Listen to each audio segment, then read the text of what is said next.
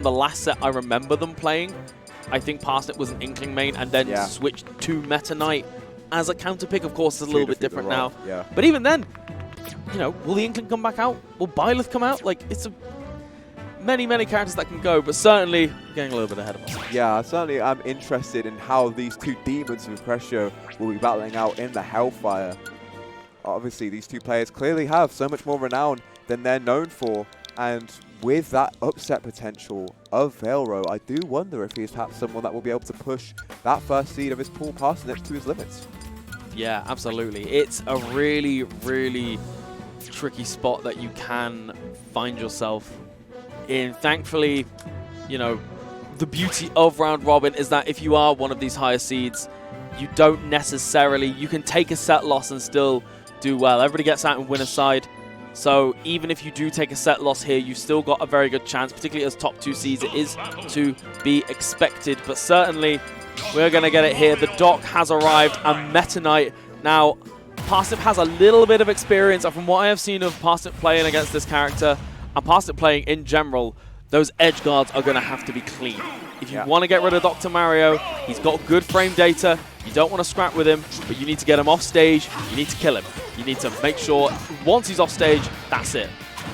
Because when he does get his mitts on you in neutral, he's able to put on amazing amounts of percent with just 2-piece combos. Again, 27 racks on already. Down air 45, another down throw 65. He is racking it on quickly. Veilro wants to make a statement as soon as possible. He wants to get that lead so Parsnip can't opt for that patient gameplay, I feel, and then sort of force Meta Knight to come into him and rack on percent that way. Parsnip, though, really good at playing the long game. Yeah, and we can see there Parsnip just going for a nice little 2-piece. Thankfully, both hits of the up B connecting. Parsnip has got a bit of a history with that move and it not quite working out potentially when he wants it to be. And this is the thing, Veilro's going to have to be really careful about how he gets down on stage. The moment he becomes predictable is the moment the set is over, because if Doc can't get at a disadvantage, then it's just going to be a horrendous time, and you've got to be so careful. The up B out shield, I believe, is frame 4 on Dr.Mario. Frame 4, frame 3. Yeah. So ridiculous. One of the strongest and fastest out shield options in the entire game. And it is also an option you can also confirm into, I believe, at around percents like these, as Parsnip sits at 139, but doesn't let that better him in any way, as he takes stock first with an amazing nair, sealing out that first stock, and now wants him to rack on percent, not get some credit before Veilro can get rid of that second. Back throw is not going to do it from the center of the stage, but another one near the ledge will. Yeah, it might be a little bit stale from earlier on as well, but this is a part where things are going to get really scary for Veilro should he get impatient. Parsnip is one of, if not the most patient players I've ever seen in my history of playing the game.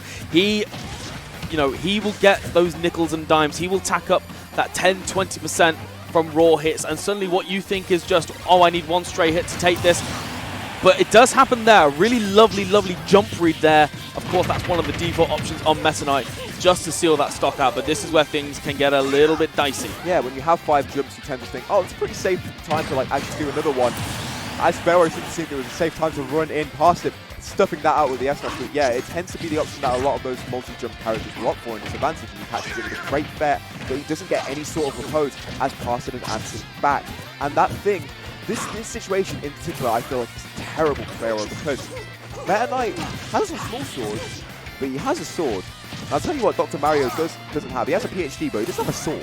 He does not have a sword. He does not have a sword. Indeed, that could have been curtains right there, but keeping the down B alive. And well, Doc's got very limited options, so you got to use them really wisely. Yes, and Parsnip just waiting for those directional air dodges there, and I feel like we're seeing little hints of matchup unfamiliarity here, particularly around the end lag of the forward smash. I say the end lag, there is none.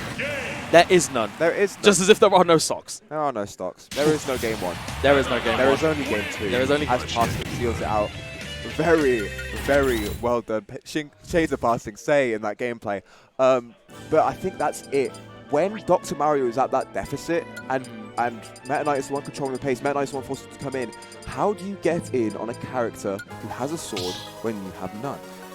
Yeah, and even though it's a small sword, it's still a sword regardless. And I think particularly the thing with Meta Knight is that he's the epitome of like what he traded for in range, he got in like lack of end lag. Like Meta Knight's moves can be so quick and so safe, and we saw it a few times there where there were these punish attempts. You know, we saw Parsnip down tilt the shield and immediately shielded himself. And even though it was that frame 4 up B out of shield, he got punished for it because, again, you know, baiting out these options, and it's so difficult. Meta Knight is not a common character across the UK, and Parsnip is one of the best of them. And you know, we've been saying that Meta Knight's sword is small, but I'm feeling like I've got some bones against this character, to be honest, and I feel like it's fair to say that that sword's actually not small at all. That up tilt that he's been consistently using anti-air is actually huge and very much invulnerable at the tip. It is incredible for anti-air. That down tilt, because of the range he's doing it, is what makes it so safe. That up B hits him so far away that it's really hard to escape it. That air smash is distorted enough to never get punished on shield. This character actually has so much going for him. The only reason you don't see him so much at that top level is because of those inconsistencies in the multi-hits. But Parsnip hasn't upped from that at all, as he's just been getting all these big solid hits that lead to these offstage like edge guards. Yeah, and this is where things get really, really delicate in the set. Parsnip trying to aim some kind of low recovery there. Yeah, and again, I don't think he meant to opt for grabbing the ledge there. He just wanted to get that nair over it. But instead, Veilro managed to get back to the stage. It's just not working out for him, though, Joycey. Yeah, and this is where things get a little bit scary. Again, Parsnip electing to just get back on ledge and catching a lot of these aerial approaches with the up smash. Again, it is a habit that Parsnip has sniffed out, the way that Veilro is approaching. You can just shield the pills and you can anti-air the aerials. And like you said, what do you do when you don't have a sword? Don't do anything right now. Right now, because Veilro, he tries to come in with a dash, like a dashing attack, with a hit from the ground. He gets dash attack. He tries to dash shield.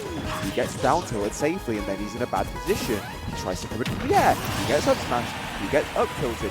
Right now, Veilro's biggest goal has to be to get the most off of every single advantage shape, like Parsnip is doing. With that down air, stepping out the jump up. Does he still have jump? He does, but I don't think he can make it back. He doesn't have enough range. Yeah, there it goes. There it goes. Yeah. Just clinical from Parsnip. And when you've got a character like Meta Knight who's got so many jumps and so many options that send you horizontally as well. A lot of Meta Knight's moves send you at such a dirty angle that it makes recovering really, really difficult. That drop zone nair, the down airs as well, and we're just potentially seeing it again. Parsnip just, you know, haunting the ledge, haunting that upper area above the ledge just to make Veilro sweat. Yeah. Well, it doesn't seem like Veilro has much moves in the matchup. It seems like Parsnip is able to execute on it perfectly. He's playing around Dr.Mario so succinctly that it's really just hard for Veilro to find any sort of edge unless he gets. But didn't get the jump block punish. That is really unfortunate. That was your way back into the game. And I don't know if Veilro has any more options. I don't want to call it quits, but Parsnip is simply looking too strong right now. Veilro is in a terrible position off stage, and Parsnip is there to prove it as he gets rid of that final stock. Double 2 stock, very confident from Parsnip, and there it was. That was just the domination of a player confident in its character. Yeah, I was going to say, just, you know, moments in that set just felt really, really clinical. And it felt like, you know, Veilro was doing a really good job in those first stock situations where things were even, and it felt like Parsnip was playing a lot more careful, you know, really playing around those, you know, kill options. And then once that first stock was gone, it felt like Parsnip almost relaxed. It was like, okay, I'm used to this situation.